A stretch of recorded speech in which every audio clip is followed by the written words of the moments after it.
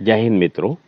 Electricity amendment bill 2022 निजीकरण के विरोध और पुरानी पेंशन बहाली हेतु बिजली कर्मचारियों इंजीनियरों का 23 नवंबर को दिल्ली में विशाल प्रदर्शन। बिल पारित कराने की कोई भी एक तरफा कार्यवाही हुई तो देश भर के बिजली कर्मी हड़ताल पर जाने हेतु बाध्य होंगे। इलेक्ट्रिसिटी अमेंडमेंट बिल 2022 के विरोध में पुरानी पेंशन की बहाली हेतु बिजली कंपनियों के एकीकरण हेतु आउटसोर्सिंग समाप्त कर संविदा कर्मियों को नियमित करने हेतु बिजली कर्मचारियों इंजीनियरों का 23 नवंबर को दिल्ली में विशाल प्रदर्शन और रैली होगी। रैली दिल्ली के रामलीला मैदान से प्रारंभ होकर जंतर मंतर तक जाएगी। All India power engineers federation के चेयरमैन शैलेंद्र दुबे ने कहा कि लोकसभा ने इलेक्ट्रिसिटी अमेंडमेंट बिल 2022 को संसद की ऊर्जा मामलों की स्टैंडिंग कमेटी को भेज दिया है, किंतु स्टैंडिंग कमेटी ने अभी तक बिजली कर्मचारियों और आम उपभोक्ताओं से इस पर कोई चर्चा नहीं की है।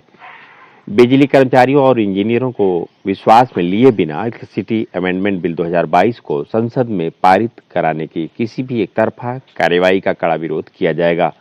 देश के तमाम 27 लाख बिजली कर्मचारी और इंजीनियर ऐसे किसी भी कदम के विरोध में राष्ट्रव्यापी हड़ताल करने हेतु बाध्य होंगे।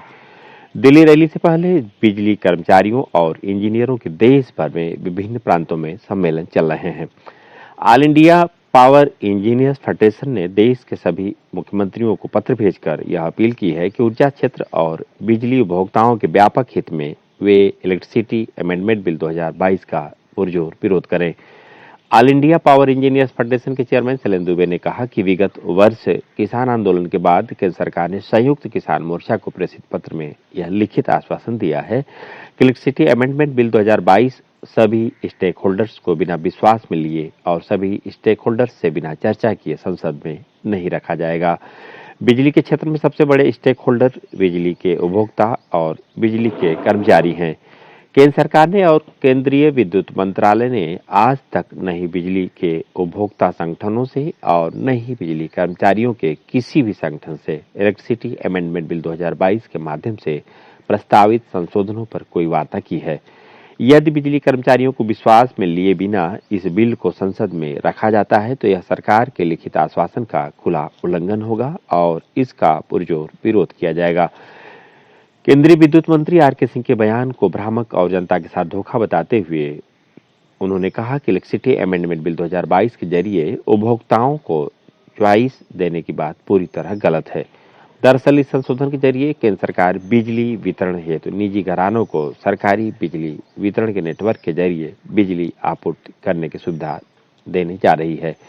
बिजली के सरकारी निगमों ने अरबों खरबों रुपए खर्च करके बिजली के ट्रांसमिशन और डिस्ट्रीब्यूशन का नेटवर्क खड़ा किया है और इसके अनुक्षण पर सरकारी निगम प्रतिमाह करोड़ों रुपए खर्च कर रहे हैं।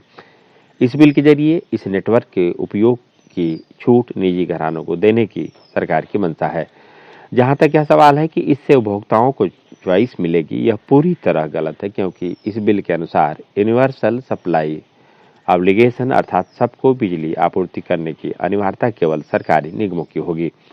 निजी क्षेत्र की बिजली कंपनियां सरकारी नेटवर्क का इस्तेमाल कर केवल मुनाफे वाले इंडस्ट्रियल और कमर्शियल उपभोक्ताओं को ही बिजली देगी। इस प्रकार घाटे वाले घरेलू उपभोक्ताओं और ग्रामीण क्षेत्र के उपभोक्ताओं को बिजली देने का काम केवल सरकारी बिजली वितरण कंपनी के पास रहेगा।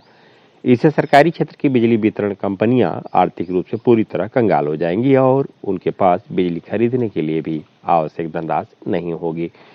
उन्होंने कहा कि इस अमेंडमेंट बिल के जरिए किसी भी प्रकार आम उपभोक्ता के लिए बिजली सस्ती नहीं होने वाली है। इसका मुख्य कारण यह है कि बिजली की लागत का 80 से 85% बिजली खरीद का मूल्य होता है और बिजली खरीद के करार 25-25 वर्ष के लिए पहले से चल रहे हैं।